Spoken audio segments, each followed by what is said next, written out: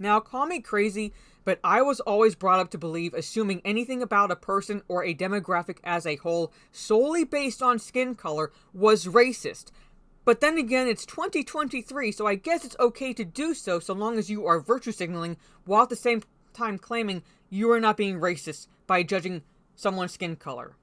Go fucking figure. Hello, this is Mara Jade, and I'm back with another video, and Peter Pan and Wendy is already shaping up to be, if not dead before arrival, then certainly dead on arrival. But comments like this, coming from the race-swapped Tinkerbell actress, Yara Shahidi, will not help in the slightest. In fact, will likely turn away more people who might have given this dumpster fire a chance.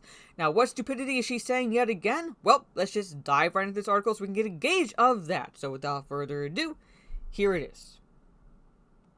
According to Peter Pan and Wendy star Yara Shahidi, Disney's intention behind remaking their animated take on the boy who wouldn't grow up was not to earn social media brownie points, no, but in fact give black and brown moviegoers the fairy tale we deserve. So why aren't you questioning why Disney has not made a live-action version of Princess and the Frog? Where you literally have a black princess, Tiana, whom you could have likely played. Why aren't you questioning that? Why are you prostrating yourself before the white saviors of Disney and allowing them to parade you as a prop to push this bullshit narrative? Why? I know that's a rhetorical question, but again, why aren't you questioning no live-action version of Princess and the Frog? Shahidi, who is set to portray a race-swapped version of Tinkerbell in the upcoming live-action Disney Plus exclusive, offered this defense of the film's existence during a recent profile interview given to the women's beauty and style outlet Birdie. Speaking with the outlet's Olivia Hancock on a variety of topics ranging from her career history to her time studying African-American studies and sociology at Harvard, might as well just say you have a liberal arts degree with that shit, the pair's conversation eventually turns to the topic of Disney's now infamous predilection for making changes to the superficial traits of their many classic characters. Met with praise from Hancock over how the House of Mouse's latest casting habit indicated that they were moving in a more inclusive direction, forced diversity is not inclusion. Shahidi then attempted to claim, and somewhat nonsensically at that her appearance in Peter Pan and Wendy was not a lazy attempt to virtue signal. Again, I ask why do these people who are pushing this narrative allow themselves to be used as props? That's what Disney is using them as. Props. They dust off the playbook with the narrative bullshit that we keep seeing. Like, if we criticize anything about this movie, we must be racist because it's a diverse cast. And she willingly allows this. No fucking pride whatsoever. Alright? But rather representative of a cultural desire within the company to repackage their old products for new and diverse audiences. Lazy-ass writing. Lazy-ass attempts at creating, repackaging old products for diverse audiences. It is laziness 101. It's telling these audiences, these diverse audiences, that you are not worthy of us putting time and effort into creating original characters, original content for you. So you are going to take these scraps, these sloppy seconds, and you are going to be happy about it because it's diverse, because it's inclusive, because it's representation. That's what Disney is saying to these people. That's what Disney is saying. They're saying that they are not worthy enough for original characters, or original content, or anything original coming from the House of Mouse. That's what Disney is saying. I talked to the director, David Lowery, about why he and the higher-ups at Disney wanted to retell the story, and I loved his response. Oh, do tell. The grownish star explained, they wanted to bring some new fun to this classic, but also give us the fairy tale we deserve. Again, it's the fairy tale you deserve would either be an adaptation, a live-action adaptation of Princess and the Frog, or genuine original content within the fairy tale genre. They are giving you sloppy seconds and saying it's what you deserve. Fucking hell, these people are stupid. They wanted to bring some new fun to this classic, but also give us the fairy tale we deserve, she added. It's evident they're not just popping black and brown folks in the cast for the sake of updating the story.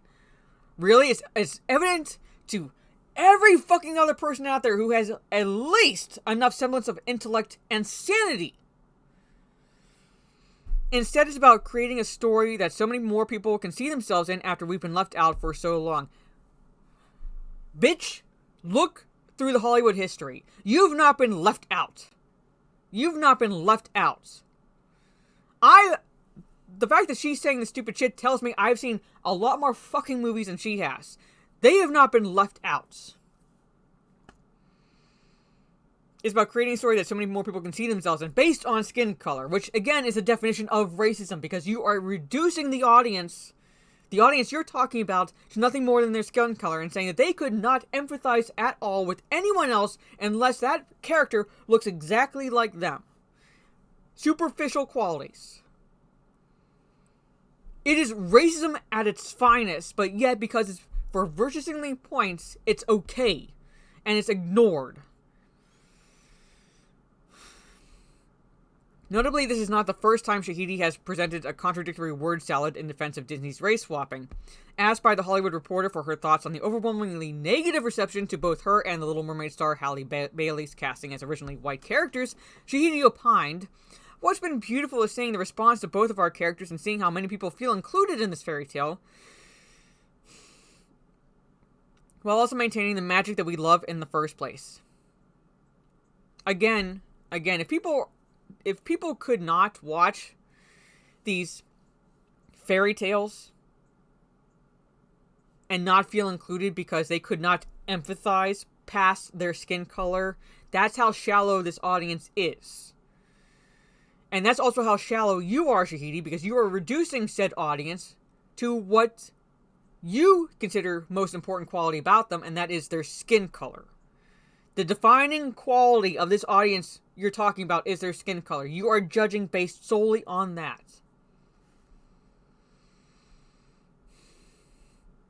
I think oftentimes people think of diversity and inclusion as threatening or jeopardizing the quality of the story. No, because again, I've seen movies from every fucking decade. Since the dawn of Hollywood, I've seen movies from every decade. So, diversity and inclusion, genuine diversity and inclusion, which encompasses more than just superficial qualities of skin color, sex, and sexuality, but goes beyond that of the realm of aspirations, motivations, desires, and so forth, pretty much. Thoughts, ideas. Genuine diversity and inclusion does not jeopardize the quality of the story. In fact, it enhances it. But when it's forced diversity and inclusion, yes, then it begins threatening and jeopardizing the quality of the story, because that becomes the focus, not the story itself. Again, this woman went to Harvard. She must have been an affirmative action acceptance, because fucking hell, how do you go to Harvard and sound this fucking stupid is beyond me. Instead of seeing how beautifully they can be interwoven together to create something that impacts even more people, that lets even more people into stories that we love. Again, bitch, watch movies from before 2000s. Jesus fucking Christ. She added, the amount of people who are like, oh my goodness, I get to see a fairy that looks like me. There is a fairy that looks like them, that Disney created, and yet for some fucking reason does not feel fit to include in this movie.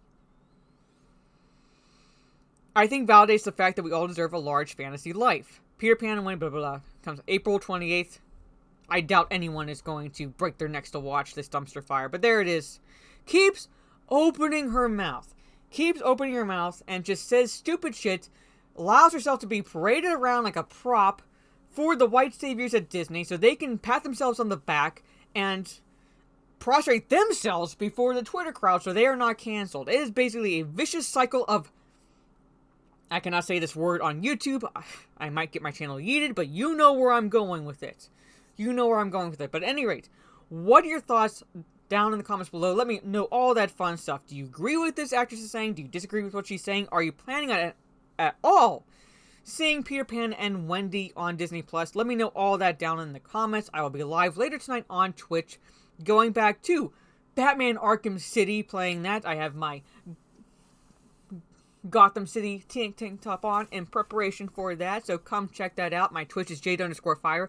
I recently hit 1K followers on Twitch, and I'm very happy about that. I'm going to be playing more Batman, more a little bit more Call of Duty, getting back into The Witcher, getting back into playing Destiny 2, and I have a lot of other games I really want to get into playing, so look for all that in the near future. If you like this video, leave a thumbs up, share social media if you will. This is Mario Jade, catch you on the dark side, and...